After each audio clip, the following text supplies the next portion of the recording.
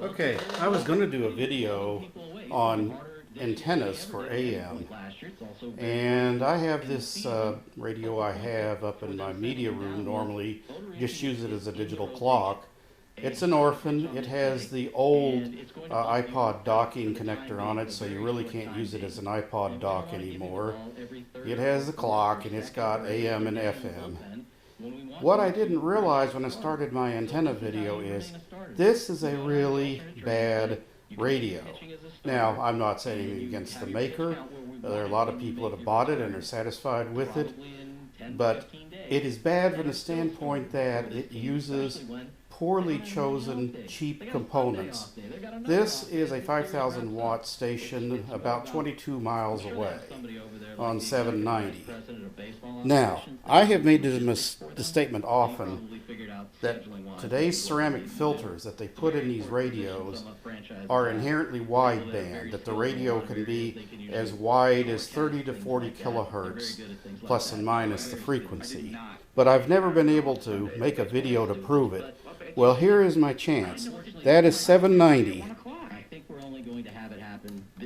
800, still there. 810, still there.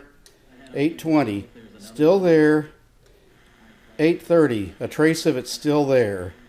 Now, I'm going to go down back to 790. 780, it's still there. 770, I still hear it.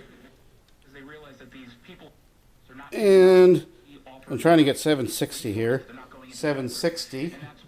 It's mixing with another local station from 740. A 50,000 watt station, but a lot farther away. So this is a broadband radio by definition. And hopefully this proves to any doubters that all AM radios made now are inherently broadband. And they have very good music response if you want to listen to music on them. Of course, most of the stations are playing sports and news. So there's really no reason for them to be broadband like this. But this is proof positive, and I hope that if you're a critic of what I say about AM radios being inherently wideband, that this is proof. I could bring down many more radios around the house and show the same thing. Now, when I opened this thing up, at first I thought, oh my gosh, it's all DSP. I've got nothing in here but a surface mount board crammed with components. And then I looked at the other side of the PC board. And here we are, the other side. Aha! It all of a sudden looks a whole lot like a normal radio. And okay, I'm going to have to go handheld on this because my battery was totally discharged in this camera.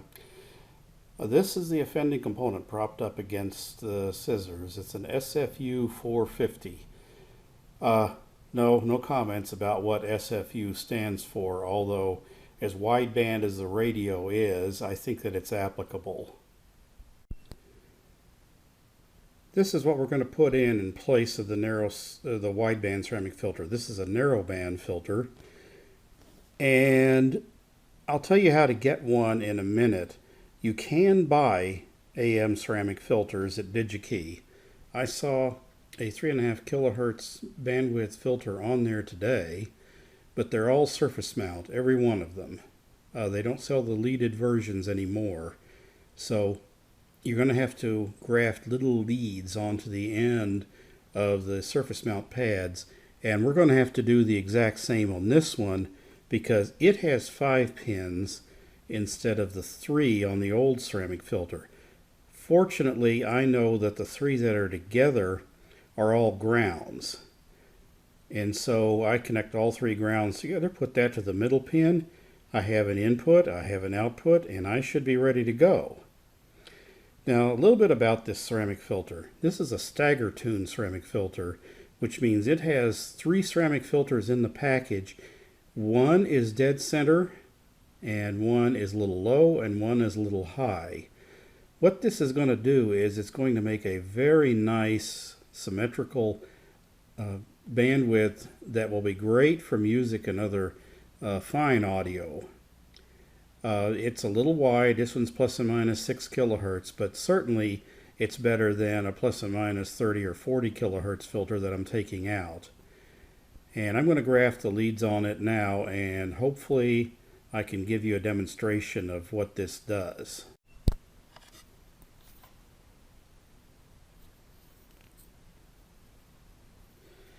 Well, in case that other take didn't get, this is the ceramic filter installed on the board. You notice I have to install it up a little bit off the board with the leads. That won't make any difference, not for the purposes of this demonstration, and probably not for the performance of the radio.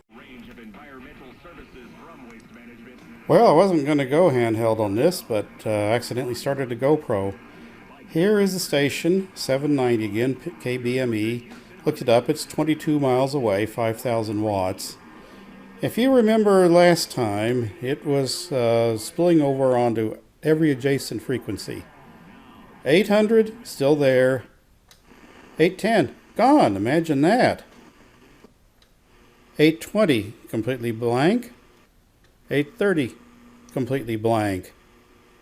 So I have gained at least 2 usable frequencies by putting in that filter. And I can tell you that because it's a 450 kilohertz filter instead of a 455, the alignment's going to be a little off. I can take care of that later. All right, 780. Before it was covered, now it's vacant. 770. Blank. 760. By this time, it was beginning to be filled up by KTRH, a 50,000 watt station, on 740. 750. Well, there's KTRH spilling over. But we have vastly improved the selectivity of this radio just by changing out the AM ceramic filter. Now, I did promise to tell you where you can get one of these. You probably have it in your junk bin.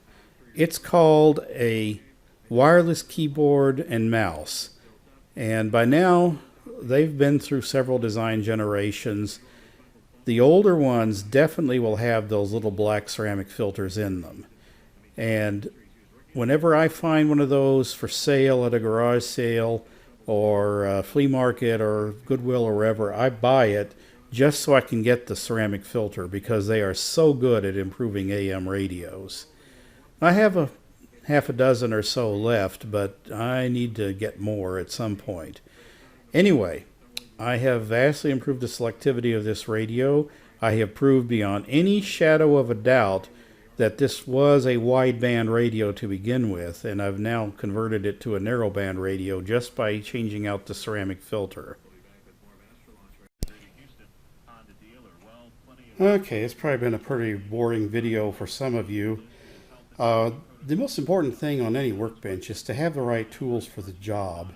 And I want to express my opinion of these wide, cheap ceramic filters. And I've got just the tool for the job.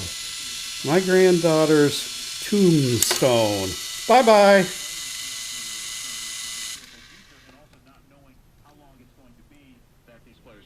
Yeah, and that's tricky. We're hoping that these guys can kind of pick up the slack, and the guys that are already here who were kind of players are going to need to step it up and take it to another level. Like I know.